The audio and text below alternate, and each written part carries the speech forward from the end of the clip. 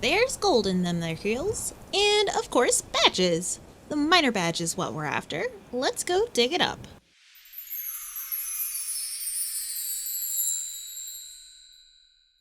Hey Scouts, it's time for another badge guide. The miner badge is a quick and easy one when you know where to go and what to do, so let's begin by checking out the checklist.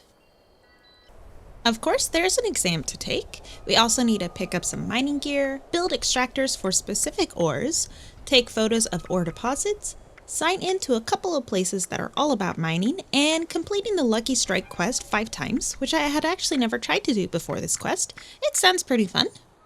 And as always, I like to pick my brain and start off with the exam. Answers are linked in the description below, and exam terminals can be found at Pioneer Scout camps. Okay, it's time to gear up, and let's be efficient about it too. We need to pick up 6 mining related items. The miner's hat, lamp, uniform, and a pickaxe can all be found at one spot right here at Uncanny Caverns. That'll knock 4 right off the list. The mining helmet would also work. Those can be found scattered all over the map. If you get lucky like I was, the mole miner that can roam around the outside of Uncanny Caverns might also have an item on the list, the mole miner gauntlet. These can be looted off of mole miners, otherwise a spawn point is really close nearby at the Big Bend Tunnel West. It spawns right up here. The last item we need to gather is a super sledge. There are a few ways to find one, or you can craft one. The plans can sometimes spawn at weapon plant spots, and can be bought from Graham, or found in a level 3 safe. I keep going. I find it's actually much easier to just find a super sledge than the plans. They are often found on super mutants.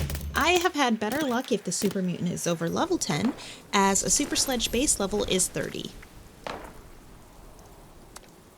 And of course, we can't forget about the All Rise, a unique super sledge rewarded to you after completing the quest Mayor for a Day.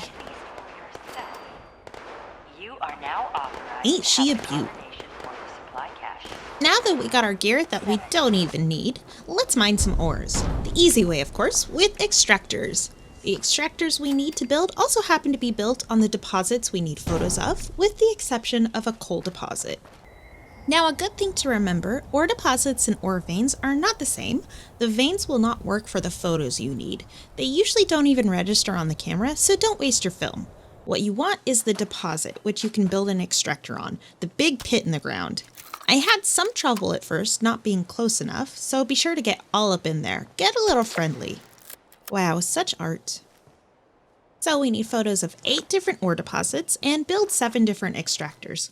The Mapalachia project has a map of all hardpoint deposits of every ore type on the map, so you can definitely reference that if you'd like to move your camp around. But I worked too darn hard on my camp, so I'd prefer to just take over some workshops to build my extractors. Dolphy made a great reference sheet and post about workshops and what ores can be found where, and I used that to see what workshops I wanted to take over to make the right ones. I can get the 7 correct extractors in taking over just 4 workshops. The only workshops with black titanium ore is the Gorge Junkyard.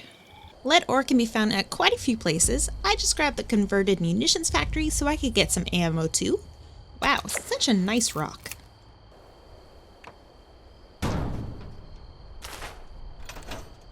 Abandoned Bogtown had the gold and silver deposits I was after.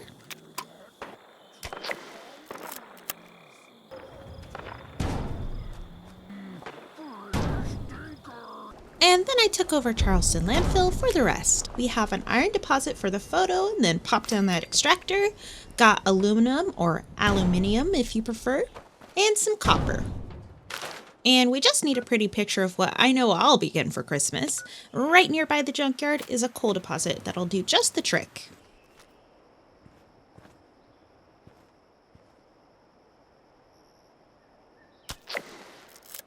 Now that those are all off the list, it's time for a field trip. We gotta sign in at the 2 different mining headquarters. First up, we have Hornwright Industrial Headquarters. Right inside, you want to take a right up the stairs to the stairwell, and then make your way all the way up to the 5th floor.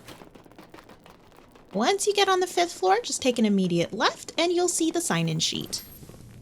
And that's all there is to that one. The second location is down south at the Garahan Mining headquarters. You just gotta go into the front entrance. Once inside, you just want to head straight towards the back towards the receptionist desk and take a right into the conference room. The sign-in sheet is right back here. And done. That just leaves us with completing the Lucky Strike quest 5 times. You will have to server hop once for this if you're planning on doing it all in one play session. We need special maps to initiate the quest, which can be brought from the U-Mine-It vending machines. There are a few around. I picked mine up outside the Rusty Pick. Each of these maps will initiate the quest. The more expensive ones do reward more items, though.